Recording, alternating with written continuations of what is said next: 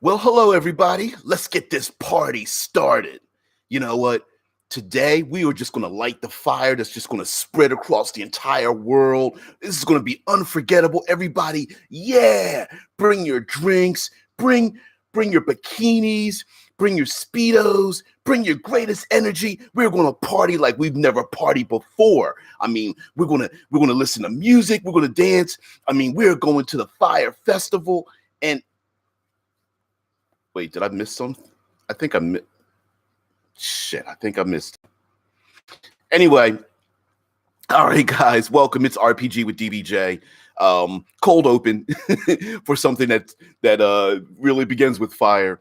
All right, today we're getting into World Building Wednesday. Normally, I do have a special theme each week, so we're going to get into it today. And I thought I'd do something that kind of sparked people's interest over the past couple of weeks, and that has to do with the Fyre Festival.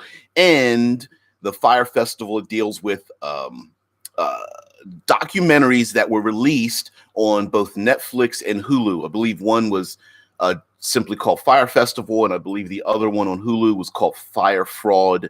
And I was like, well, there's always something. When we're stuck with ideas, there's always something we can grab in mass media and just go, well, it's in the public eye. How can we use that for our world building? So I thought I'd use the Fyre Festival. So we are going to world build with fire. And to explain what the hell all that means, if you don't watch documentaries, you haven't been in social media, and you don't really keep up on those kind of things, I'm going to do a little bit of a recap of what it's about, and then we're going to just build off of that. And believe you me, there's actually some really great ideas to take from this. Okay, the Fyre Festival, spelled F-Y-R-E, was the festival that never was. And there were mainly two individuals involved in it. One gentleman, very young entrepreneur, last name McFarlane, and rap artist Ja Rule. And they wanted to create a festival that would be on the likes of a music festival unseen before. There are some music festivals out there from the past to the present, like Woodstock or let's say Coachella and Burning Man and things like that. But more than just creating a music festival, they wanted this to be an exclusive experience. So this was going to take place on a Bermudan island, an island by itself, for just a limited few number of individuals. And this was going to be an experience that unlike any other, where this is going to cost thousands, maybe even tens of thousands. Some people may have even spent hundreds of thousands of dollars to have music all weekend long. I believe it might have even been a week long, with gourmet food, living in a villa on a private island, jet skiing, partying with beautiful people, famous people, and most importantly, influencers. So let's go back a little bit before the Fyre Festival and explain what this Fyre Festival idea was, why it captured people's imaginations, why it flared in the social media sphere and then died out very abruptly. Okay, so you have this gentleman who comes up with this idea to have an exclusive credit card. Young entrepreneur realizes that you could actually take a piece of sheet metal, cut it up, turn it into credit cards, and basically transfer the magnetic strip from your own ATM card or what have you, put it on this other basically stainless steel card, print some information on it, and it becomes exclusive. It's almost like pulling out like an American Express card or a black card or what have you, where you pull out a credit card and there's substance to it. It looks different. It is a thing of value and something you can show off to people around you. Now, I'm going to bring up something called FOMO.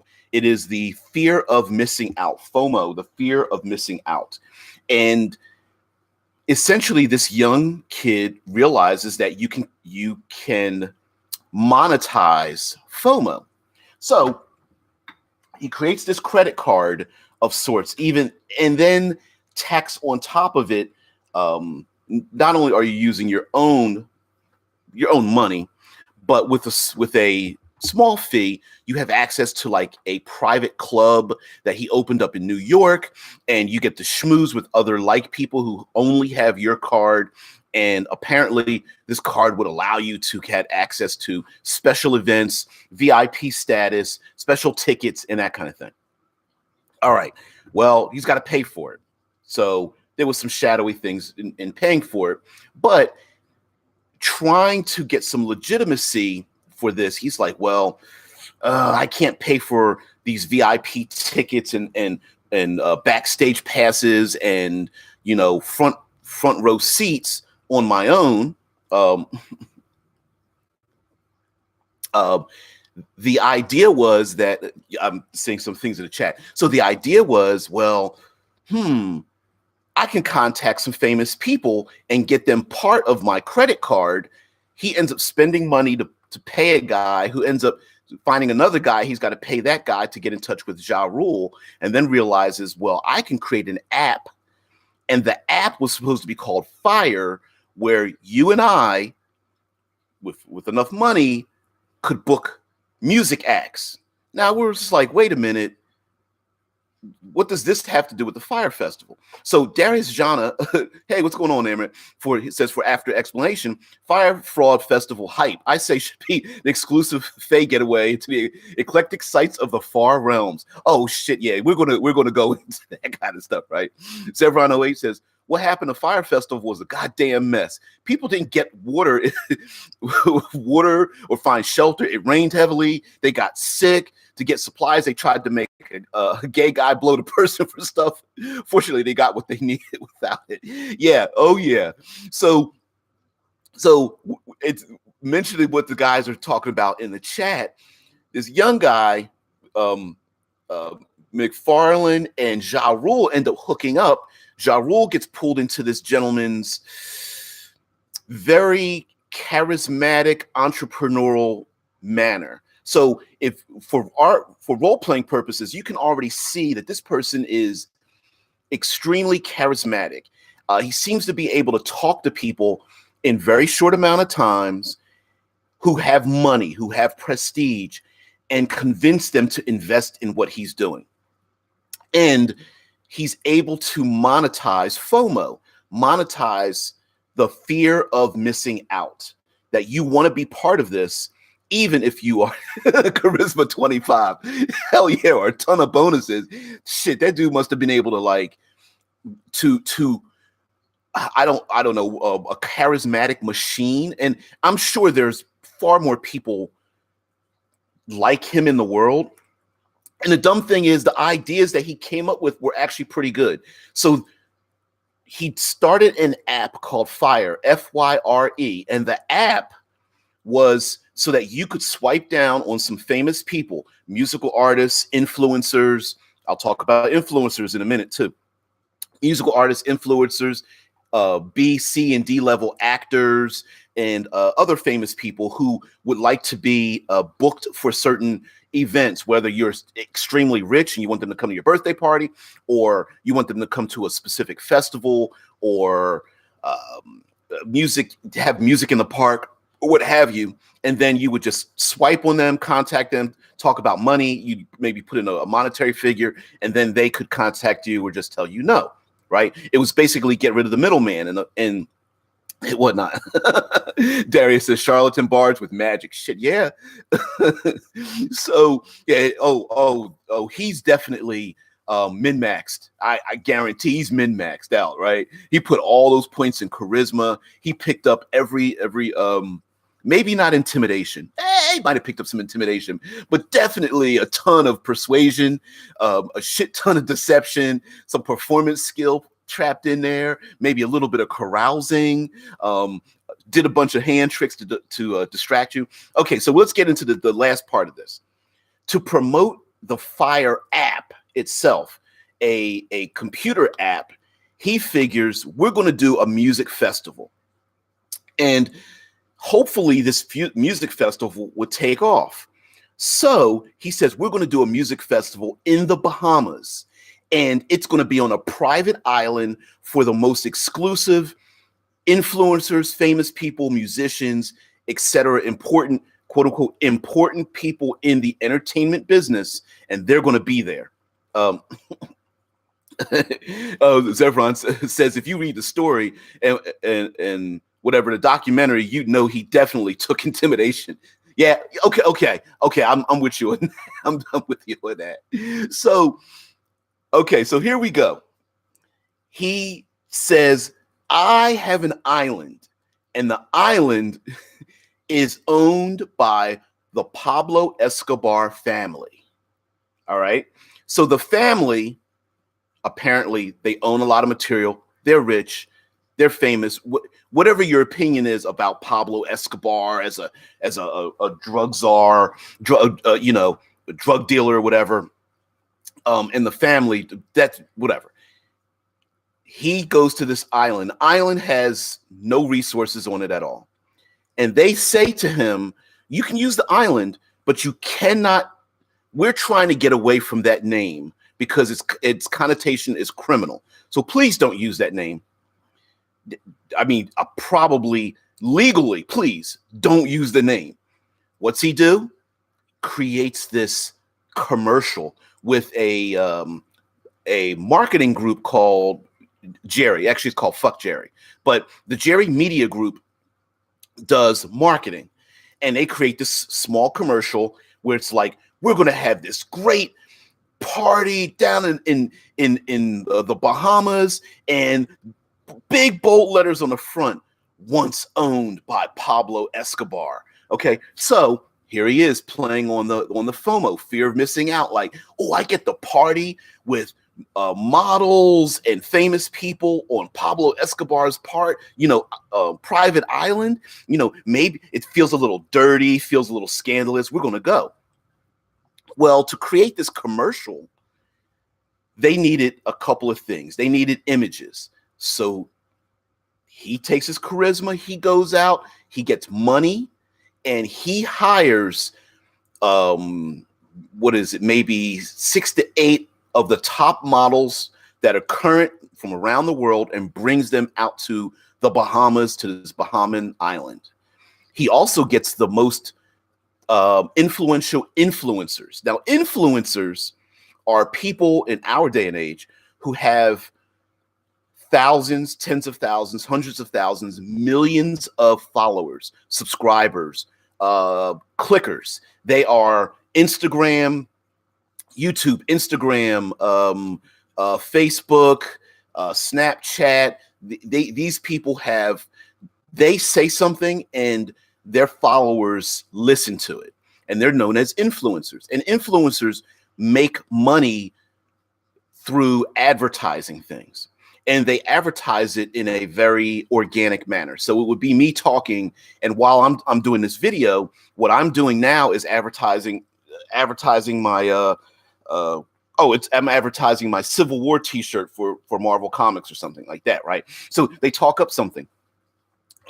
They had all of the models who themselves are influencers, and influencers that were there, and paid influencers like a Kendall Jenner who had nothing to do with it and may not even gone to post one Twitter post for like $250,000.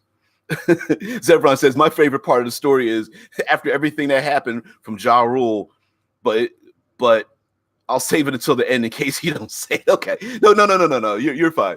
So these influencers post out basically a big bright orange square and talk about Fyre Festival, hashtag Fyre Festival, hashtag Fyre. So it starts to creating this social media buzz. Boom, FOMO is in full effect, right? FOMO, fear of missing out. So as people start clicking into this weird, strange orange square that's all done exactly at the same time from all these different models and influencers, people are like, oh, I get to book flights. And in the commercial plays. And guys, you got to see this commercial. It is like it hits every, if you are just a little bit into the idea of being part of an exclusive world, then this commercial hits all of the emotional buttons. You get slow motion. You have, world-class models running through the water and driving jet skis and laughing and duck lipping as they purse their lips as they look, slowly into the cameras as they move their hair past their face or something like that, right? It's skinny young ladies hugging each other and putting their faces against each other while bro dudes with alcohol dance around them and draw them towards them. And there's yachts, there's jet skis, there's sunsets, there's crystal clear water, there's drone shots. I mean, it is everything that if it hits off of your emotional, anything emotional where you have a desire to want to be part of an exclusive group, it hits you. Okay, duck facing, yeah, slow motion too, yeah, right? It is duck facing. So then people click on it and they go, okay, well, you can spend time in a villa. We have 18 different musical acts. I don't know if it's 18, but Blink 182 and a bunch of other musical acts are going to be in this festival. You're going to be on a private island. You're going to have your own villa. You can upgrade your villa. We're going to have wristbands, so you don't even have to use cash. You're just going to download some money into your wristbands and stuff. And okay, things start falling apart with this festival because from the get-go, the Pablo Escobar family, the Escobar family goes, "You used our name." Deal off, done. They don't have an island, so they start looking for an island. They end up finding Exuma Beach Island, which is not a private island and is actually a Bahamian island. And then they hire seemingly the majority of the people that work there and to help use FEMA tents to build on a location that used to be a construction site that went under itself. And yes, they didn't have any of this stuff. No private jets, no yachts, no private villas for all the people. It was completely disorganized. There were absolutely no gourmet chefs. One of the tweets that took them down was the picture of a cheese sandwich with some lettuce and tomato on the side as a salad and everything. Zevron says, I got it. A glamour bard with 25 charismas persuades nobles throughout the land to join Fae Fest, a resort festival in the Feywild, once belonged to Vecna. All right. So, okay, no, that's done. Guys, by the way, I'm not even doing the story justice. It's definitely a car wreck. It's crazy. It's just like driving by this. You drive by slowly and just shake your head and it's just like, what the hell? Okay, so we're going to take this and make RPG fuel from it. Just like Zevron and Darius talks about charlatan bards with magic and everything. This is a great way to use charisma and persuasion, especially from like your big bad. And just create this great environment. I love the idea of a glamour bard with 25 charisma persuades nobles throughout the land to join Fae Fest. And what a great way to have terrible things happen, but not necessarily aimed at the players, right? So we normally have bad guys that are just like, I'm evil and I'm going to strike you down. And the bad guys are like, F you, I'm going to take you down. And no. Vince says, currently watching a trailer, just put in as many expensive and beautiful shots in one trailer as possible without showing anything concrete. That's exactly what it was. That's exactly. So you could have a Pied Piper kind of character, right? And even if the PCs are like, I don't really trust this person, but they come into town and they start talking about, listen, I have an experience for you to go to. Only the nobles, only the rich, only the wealthy, or only the ones of true blood. Rich merchants, sure, maybe. Oh, are you an artist? Are you a musician? Maybe you want to be part of this festival. Come with me. Come, let's join in. I guarantee you'll absolutely be part of this. Zevron 08 says, okay, the part I loved the most about the story was after everything happened on the island and the people got home, Ja Rule claimed, man, I didn't know this happened. How the hell did you know? Exactly. Like, you're in charge. You're supposed to know. Believe me, why wouldn't he have been on the island at that exact time to see everything happen, right? He's a music artist. He's famous. He was on the ground talking this thing up. Why wouldn't he have known?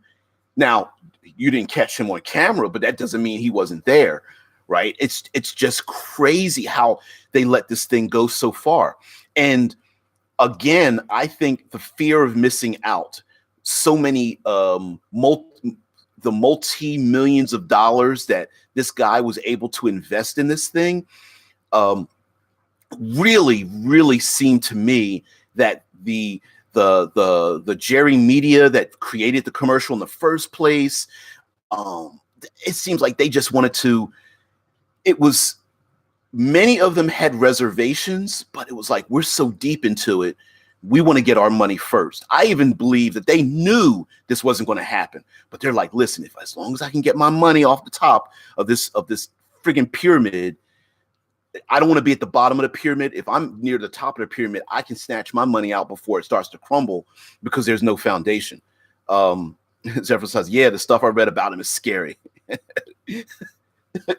Dead Man says, yeah, I got that email as well. Okay. Oh, you guys are talking about, Vince says, if you want to be down today, check out the story from Zach Smith, aka Zach Sabbath, the guy from D&D with porn stars. He's banned from drive-through now. I don't know about that story, but I will definitely check it out. I mean, I heard something vaguely, but I don't know the story about it, which could actually be a whole idea by itself. But the Fyre Festival in a role-playing setting could really be something where maybe you could even have some of the like celestials with fiends come in, like the most loyal and upstanding paladins hobnobbing with the most evil of evils, because, well, they can't allow all these so-called evil people from these other nations to hobnob together. We need to be there as well. And then all these silver knights or whatever get there, are claiming or desiring to go to this giant festival of sorts. And then the evil people were like, what are they gathering? Are they gathering together to talk about us? Maybe we need to be there, right? And then when everyone sees them getting together, other people, other nobles and merchants or something, are going, well, I'm out to make money and I want to be part of this. And if they're going to gather together, I don't want to miss out on this as well. Oh wow, Vince has a short story. I'm talking about Zach Smith or Zach Sabbath. He abused his wife and a lot of other women too. Wow. See, and what a great way to use to change the appearance of something. And then when the PCs get involved, it's not what it seems to be. And the fact that, how can I say, by uncovering the truth, it may ruin the life or lifestyle of those involved, or people may be convinced that although there might be something seedy underneath, that they've invested their money and they've invested their time. For example, in the Fyre Festival, when they went to Exuma Beach, an island, they hired so many people from this island. It took time away from their other endeavors, including a woman that owned a restaurant, and didn't pay these people, that their livelihoods were affected, right? And this woman reached into her own savings. She said she brought out like $50,000 of her own savings. And I can't imagine food costs, alcohol costs, and time that was wasted where they tried their best to make this festival get off the ground and then not to get paid. And then on top of it, I think the most effed up part was they had a storm the night before, which you could not control at all. And that just completely soaked all the beds and the FEMA tents and everything, turned things to mud. It's great. As everyone says, maybe there's a fantastic music that brings people to get together or has their hearts pumping nonstop. They dance the night away. The food is to die for, and they wake up realizing it was just a spell. Yeah, and I where you were going with that, I was thinking like music to die for. Hearts pumping. Yeah, and yeah, when they realized that it was all like a glamour, that it was fake. Like, if you were part of it, do you admit to your friends and family that it was all just an illusion and you were caught up into it, or do you reinforce the fakery, the illusion with the other people that were involved so that you don't lose face, right? Because losing face is a big thing. If you've been charmed, if you've been swindled, if you've been conned, that the harm to our ego is a very powerful, a very influential, very harmful thing that you can't heal with a bandage or a heal spell, right? It's the I lost my money, I lost my dignity, and I don't want that to go away. And of course, there's the people on the outside that are going, you were an influencer, you were rich, that's your fault for getting involved in something like that and being laughed at, right? Vince says this would be a perfect backdrop for a game of nobles in the late Middle Ages. They always wanted to make the bigger party because they were incredibly bored. Yeah, and as everyone continues to say, scammed out of hundreds of platinum pieces, starving, cold, alone. And a lot of these people, like Vince says as well, with nobles, like a lot of these people, imagine them being rich and privileged. They aren't used to being starved or cold or not having a support service around them, right? Not having their entourage, not knowing if they can get back home. Not being entertained, having no money, finding out that their influence is no better than anyone else's when it comes to, sleeping on a wet tent when other nobles are trying to steal from their satchels for scraps of food or blankets or something, right? And of course you have the people, maybe there's like fey creatures that are around that are like trying to, every time you start to ask questions, they're just giving you more alcohol, more drugs, eat more of these tiny little crackers. They're to die for. They taste exactly like your favorite foods, to try to charm them. And they're just like, stop trying to charm me. I just want some answers. That would just be incredible. And imagine these nobles, these rich people, these influencers going back home, and the PCs might be put in a position that if the idea that nobles are divine is shattered, would that put one or more countries into chaos, right? That your nobles are no better than you. They're not any smarter. Matter of fact, they got conned into this thing or charmed into this thing. Maybe they're actually kind of stupid. Maybe we should take over, and that could cause a rebellion when they get back home if this information was released. So that could be blackmail. It could be held as like a threat over their heads. Like, listen, I know what happened at that festival. We were all there. You know what I mean? And that might be kind of hilarious for the PCs or someone to have this like black mark over top of them. As everyone said, had a plan for a religious festival for my party once they reached the capital. The head cult leader plans to sacrifice the Apis bull, I don't know what you wrote.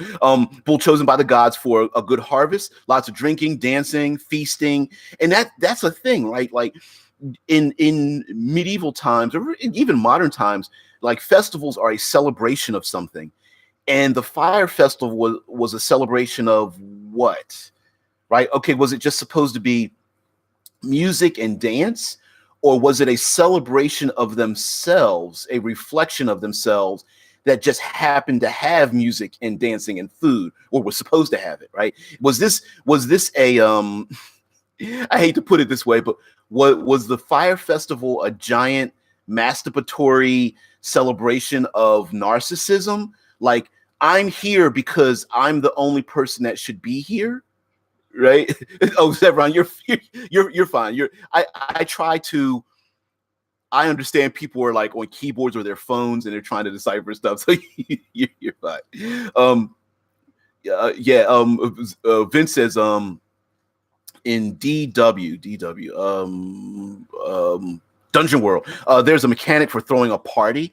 You can get information or even a follower from it. And Zevron says fraud is always fun. Yeah, Dungeon World. Thank you very much.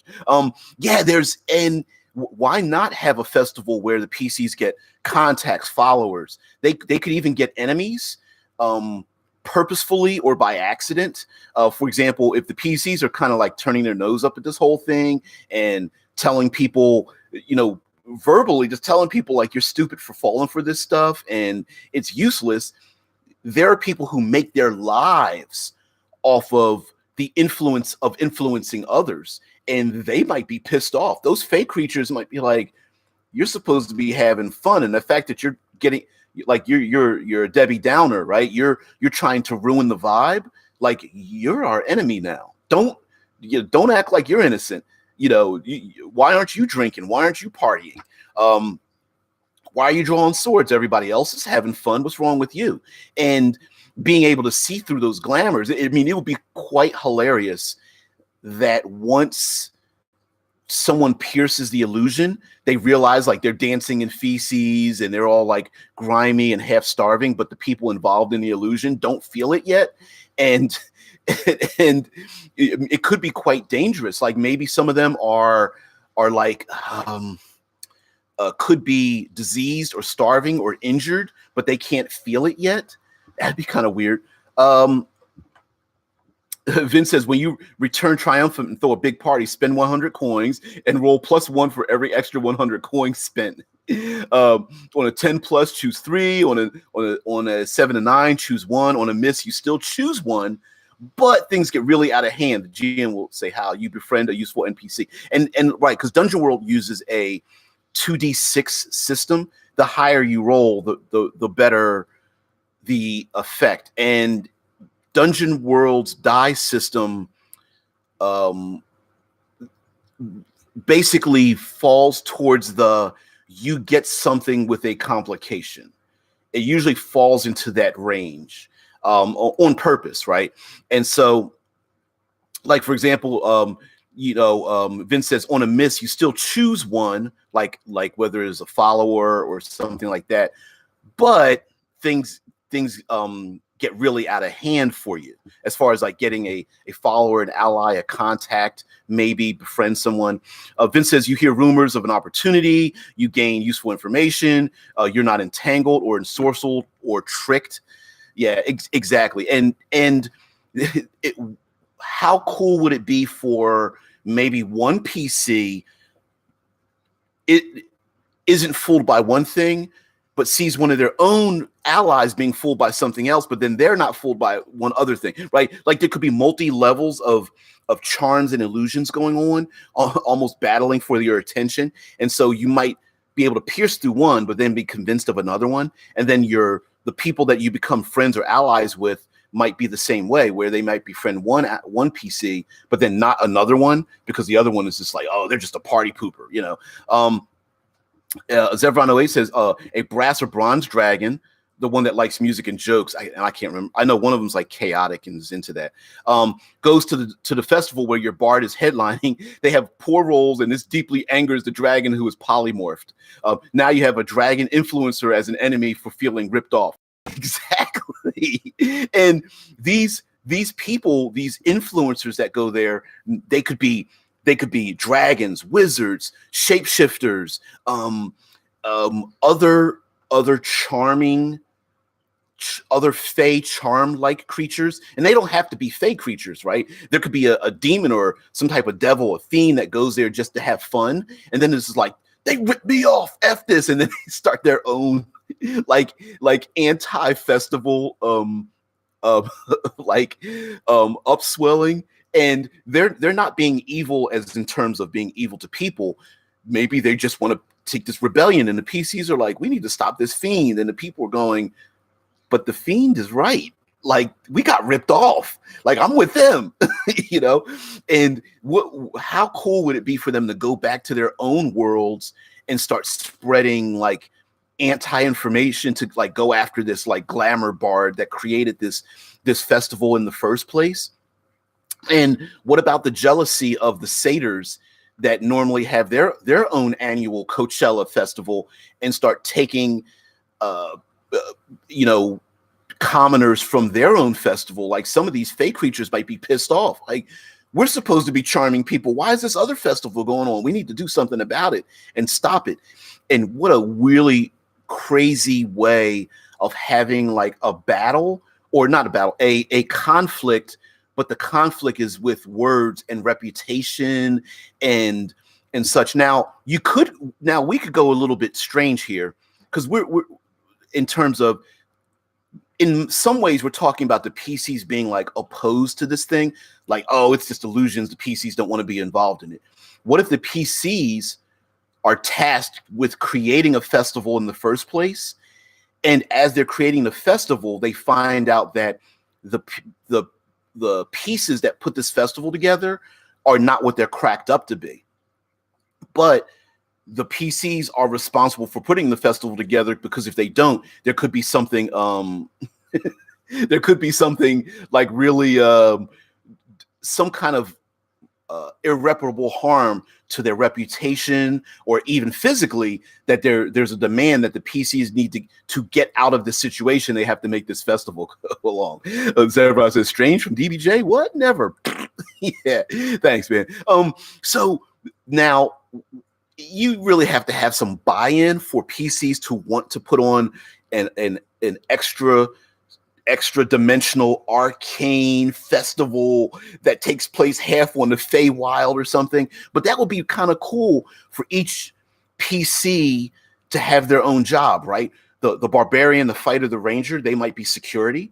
The bard, maybe paladin, cleric, the ones with the higher charisma, maybe they're the ones that are trying to convince people to come in, and maybe they start harnessing FOMO, right? Fear of missing out. So one nation, they speak to the nobles of one nation.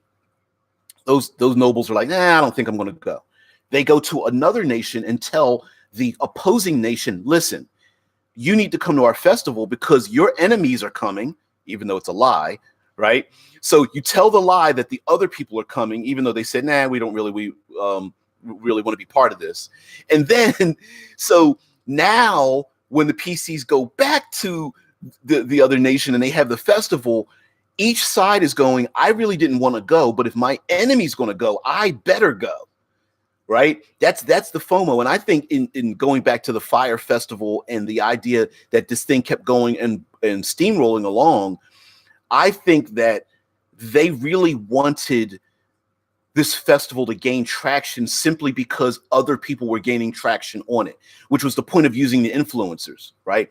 They said they booked all these musical acts, which they really couldn't afford to do, and they didn't even have the infrastructure to have them come. But the idea was, if I'm a music act, they list my name without my permission, but I find out that these other 15 music acts are going, and these ton of influencers on a tropical island. And maybe I might go, well, maybe I will go now. You know, maybe I might take a cut for how much I'm going to get paid. Maybe I might do it for free just to be part of this thing, right? It's the building the lie, and then people get the lie becomes the truth. The perception becomes reality when everybody else wants to be part of it. So Zebra says it's advertised that you can transform into different animals via the polymorph spell, and it's cool until they realize it's true polymorph, or the wizard screwed up the incantation and you become animal hybrids similar to the simic hybrids from the Ravnica book, right? Or there's already hybrid things out there, right? Like manticores with human faces, but lion bodies with wings and things. There are naga with human faces, all the human face monstrous body things. Harpies are another one. Maybe they were victims of this festival festival from before, and there's promise that, oh, you're going to have fun. Just take a drink and you'll change into a hummingbird or maybe a bear or a snake or a butterfly. You're going to have so much fun. And then people get there and they're just like, what the hell? And maybe they become these strange hybrid creature things, like a Medusa or something, and they can't change back, and they're pissed off and mad, and maybe their minds start to change. They start losing their minds. They can't go back home. They're embarrassed by what happened to themselves, not just mad, but embarrassed. And that would be really cool. What a great motivation for the creation of those kinds of enemies. Like, maybe they're not monsters in the classic sense, but they are more embarrassed and angry and filled with rage, and more so than just being, I'm just evil for being evil's sake, right? As everybody say, that's awful. I'm stealing that for my campaign. Yeah, hell yeah.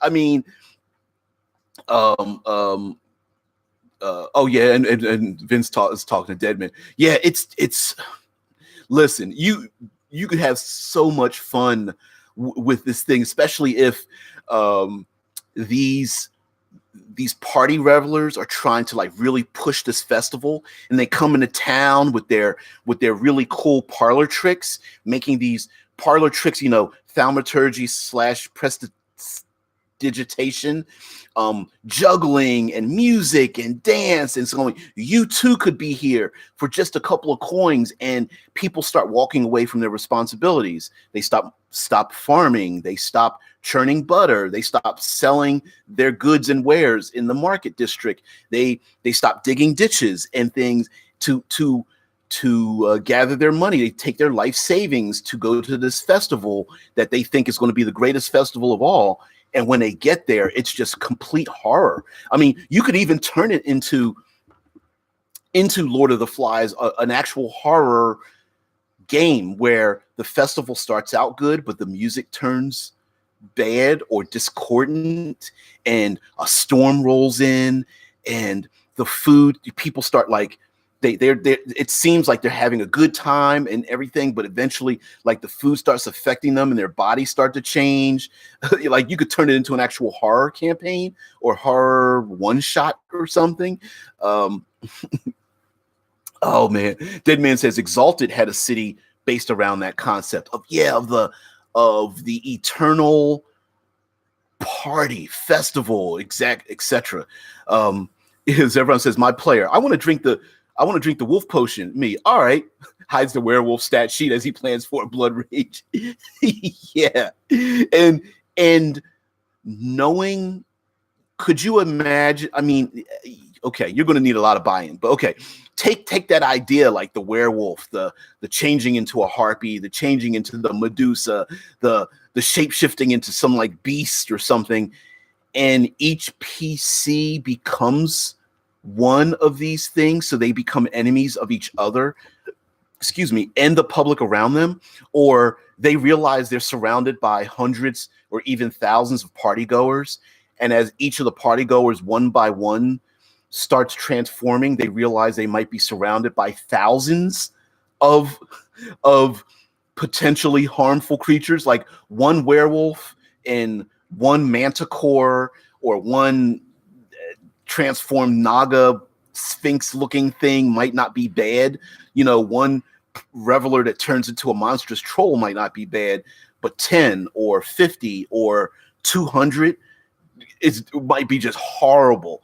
And they need to find the people who started the festival, the fey creatures or this bard or something who started the festival, and they run for it, right? They're going to save their own ass, right? So they run for it, and this island becomes overrun by all these things. They can't get off the island, and the only way they can do it is to like cure the people from their afflictions, or at least hide from it.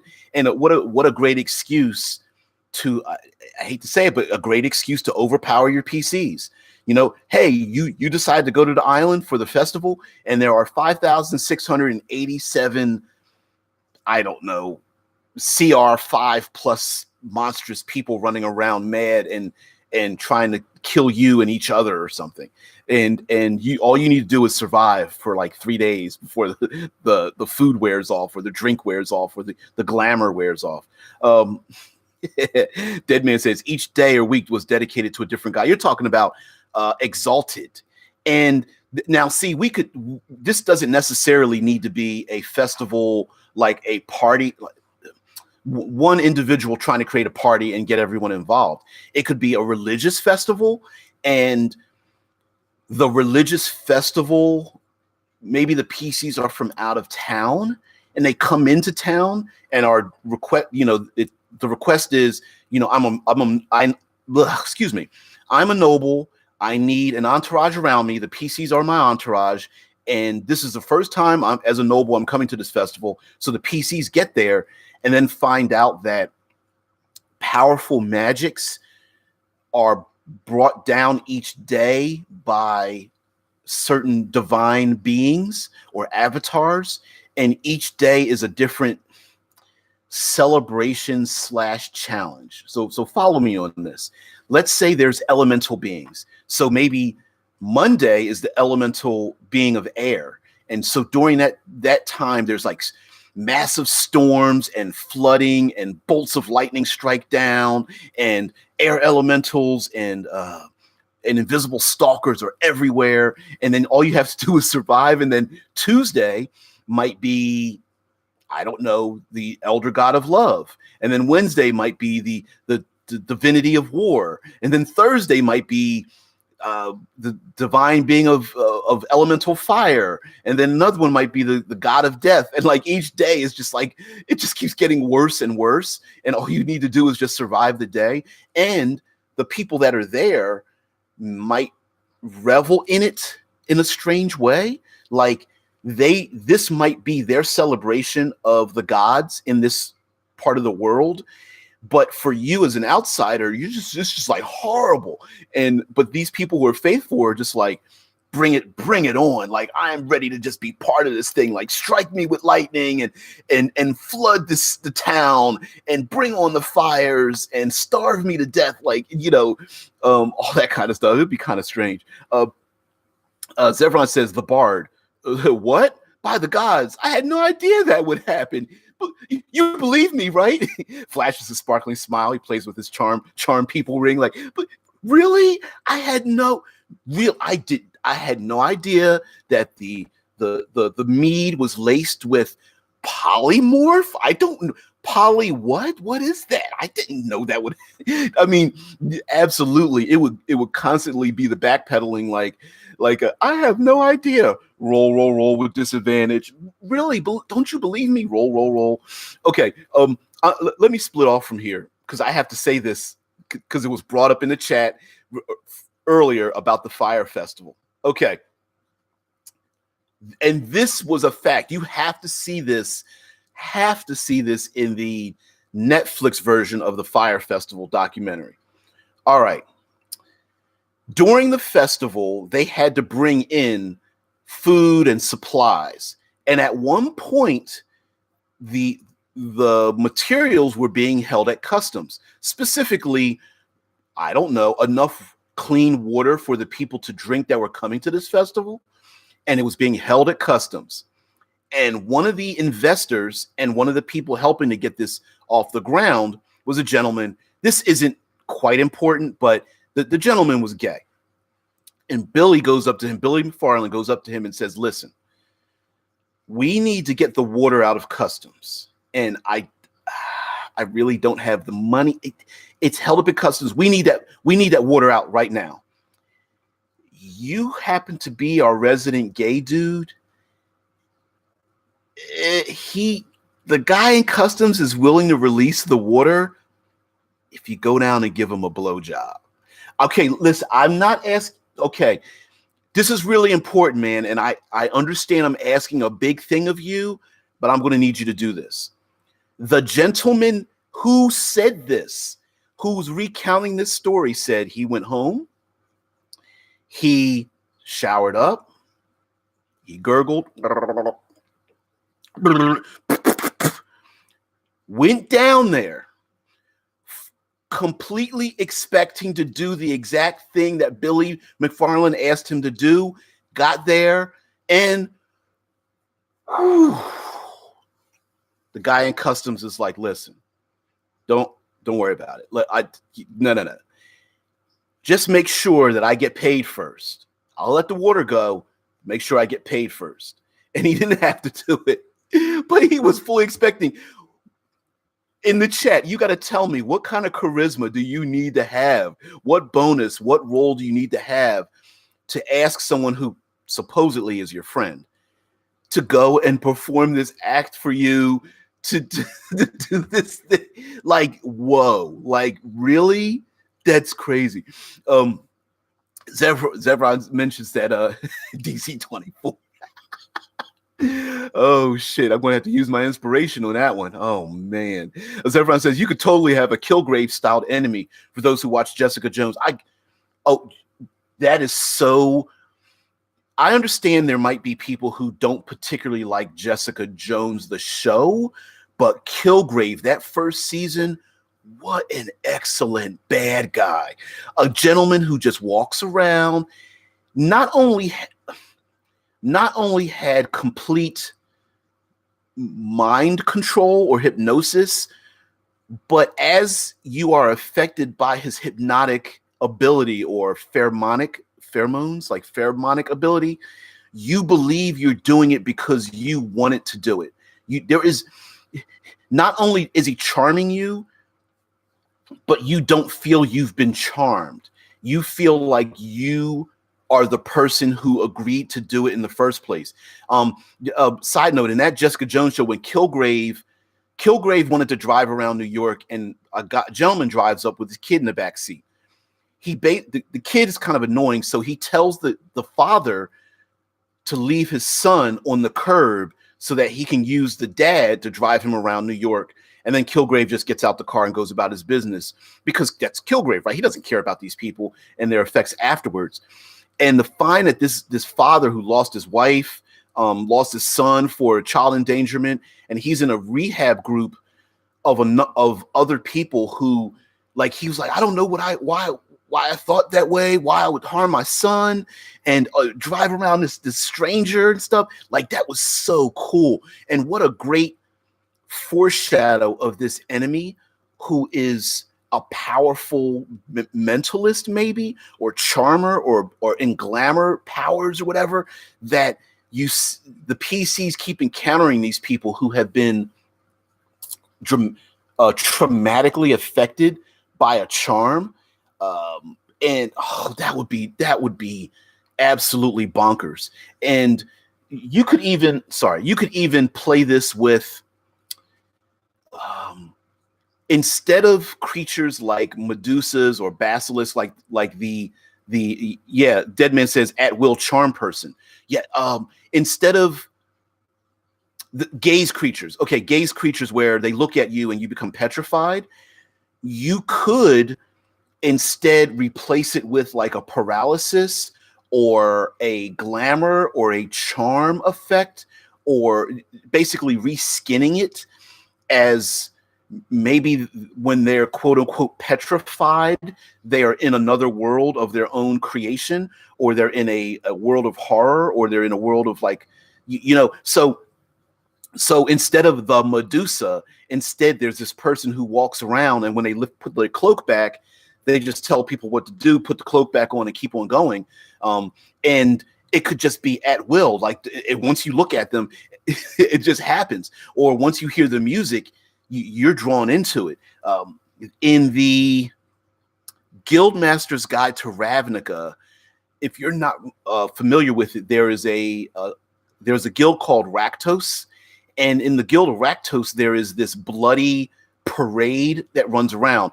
In Rakdos, in Ravnica, the Guild of Rakdos are like half party revelers, half sadomasochistic fiends. And there's this party that runs around, and if you hear the music, you are drawn into it. I think the DC is like 20, and randomly you may be picked or attacked by things in it as people start like cutting their own flesh or burning their bodies and jumping from rooftops, and like they're just so caught up in the horrible pain and pleasure of it until the party leaves, and then you're stuck with the ramifications, almost like a purge effect until it leaves, and it's pretty nasty. Maybe I'll bring it up one day. But yeah, definitely a third pillar kind of thing. Zevron says you also have House Demir that steal and alter memories. They have a cantrip that can steal a person's memory and leave it as a spectral ribbon. Oh, and another spell, you can alter or implant the memory. Oh, you can steal a memory from one person, implant it to another. Could you imagine? Okay, so let's imagine a festival that's no holds bar, right? And the festival itself, there's nothing wrong with it except that maybe it takes place in a special place, a time, a fey location, or whatever. Okay, people come back from the festival and they don't really remember much. Maybe they had some fun, but they can't really remember exactly what happened at the festival. And then someone is blackmailing or re-implanting memories in other people, or handing those memories to loved ones, and you find out that the festival was darker than you thought it was. Maybe they were torturing people or having, sexual liaisons with people they shouldn't have or didn't want to have. They could have, the memories that happened in the festival, no one remembers, but those memories start coming back in different ways, and they could be used as blackmail tools to get what this person wanted who created the festival in the first place. That could be a thing too. And maybe even yanking memories from these nobles and rich folks from past acts, criminal acts, and what have you. And then it like almost vigilante-like, where someone's a pedophile and they're a rich noble. No one knew it, but they go to the festival, and now all of a sudden someone finds out what this person's a nasty pedophile. Someone is some kind of weird sadomasochist and things like that. Zevron says, I love House Demir and the cult of Rakdos. Yeah, I think PCs would have a lot of fun being like the Equalizer, right? Like the Taken kind of person, as everyone says, their aesthetic is great. And I love the aesthetic too. I love the idea of Ravnica in itself, because it's basically like playing factions and alignment without using alignment and having those arguments that alignment always brings up. And I apologize for cussing by bringing up the word alignment in the first place. But essentially, right, the colors in Magic when combined represent an ideology, and that represents the factions that exist in Ravnica. And then those factions have their own aesthetic, and you can be part of or rivals of or take place in it. And I love that. I absolutely love that, because you don't feel pigeonholed into anything. And as a game master, you have a very concrete way of describing whether you are or are not part of this particular faction, this particular guild. And in addition to that, what a great way to play basically bad guys, right? It's a great setting and a great way to say, well, how many people have had an evil campaign? Well, play House Demir. Not all of them, but most of the guilds in Ravnica have some form of quote unquote evil part of it, right? So why not? Zevran says, you have no idea how much I appreciate that I don't have to use or worry about alignment with Ravnica factions. Absolutely. But in a way, like they did it, like they slid it around the edge, which is cool though. I like it, because you have a book that says, like, no, you're not acting like how, the Azorius, whatever, right? This book tells you what the acts that you should be doing. And, oh, by the way, you're on a mission to your character is specifically on a mission for this house. You're on a mission for this guild, and then the PCs can decide, like, I really don't want to kill that person, or I really don't want to blackmail that person, or I really don't want to usurp the control of this other group. Why would I want to do that? But their guild may be demanding that they do it. And then of course that's where drama comes from. That's where conflict and rivals and all that kind of stuff. Maybe there's other people in your guild that are like, look, if you're not going to do it, I'll do it.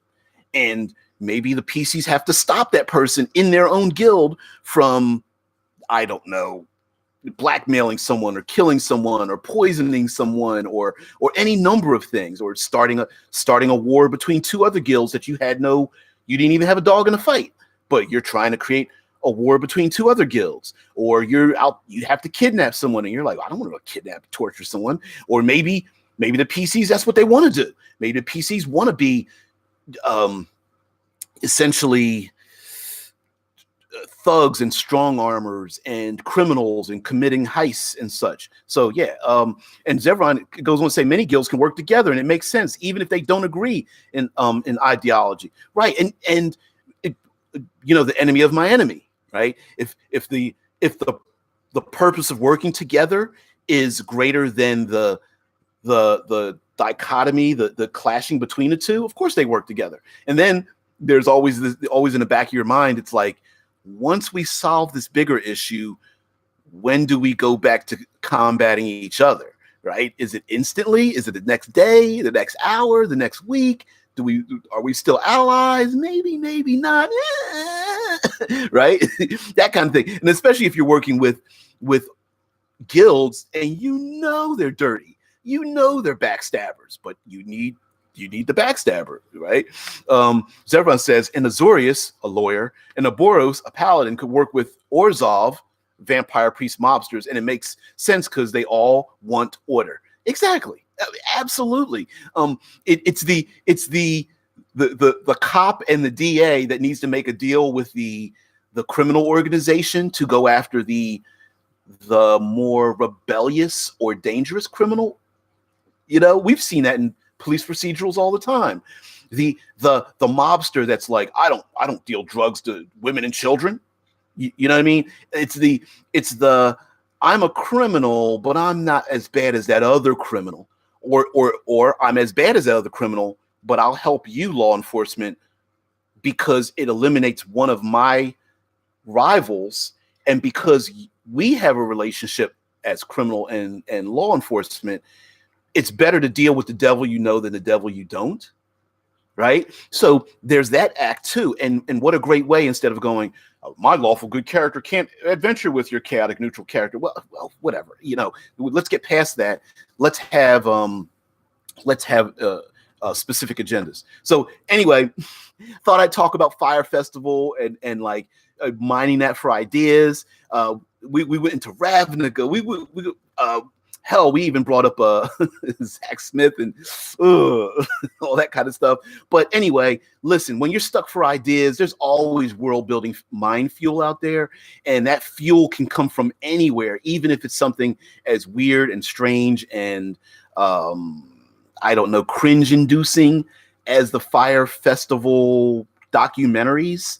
So yeah, sometimes if you guys are like, man, I really don't have a good story, just look at mass media. There is something out there, a book, a comic book, a graphic novel, another movie, a news story, a piece of music, anything like that. Hell, some of your coworkers or whatnot, some of the advertisement that you see on your way to and from work, all that kind of stuff. So thanks, Zevron. Thanks, everybody. Vince, everybody in the chat. I thought I'd just do something a little bit different and such, is to get back into our usual and always. Oh, Deadman brings up Carnival of the Goat in Eclipse phase. Yeah, that's right. Shit, they even had a little blurb where when your cortical stack is when you wake up and your cortical stack is in a new body, that they have these parties for your a cultural party for your new body when you wake up. Some of them could be a little bit strange, you know, or even sexual or whatever. So yeah, so great thing to pull from. Really strange, really cool, but very odd. So guys, everybody, have a great day. Temperature dropped on my end. We might even have snow. It almost hit 60 yesterday. Sub-zero today, might hit like 50s tomorrow. It's crazy in the Midwest. So guys, everybody have a great day. Thanks for joining me. DBJ, and I am out.